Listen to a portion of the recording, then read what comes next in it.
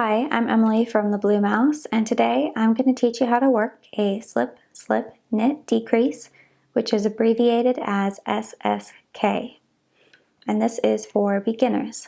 So in order to do this decrease, you're going to need to know how to slip stitches. So when you slip a stitch, you go into it as if you were going to knit or purl it, and just move it from one needle to the other. So for this decrease, we're going to slip the first stitch as if to knit.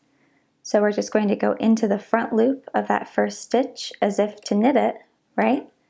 It looks like we are going to knit it, but we're just going to slip it off of the left hand needle onto the right hand needle. Okay?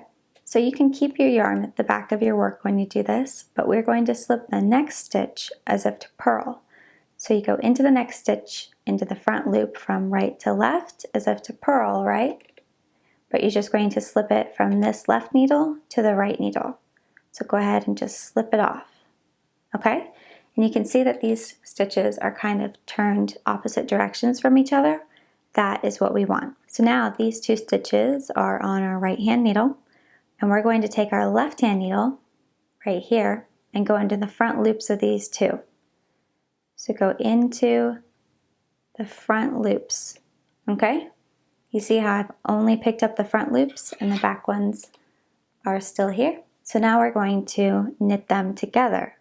So we're going to bring the yarn from front to back over our right needle and pull a loop through those two stitches, okay?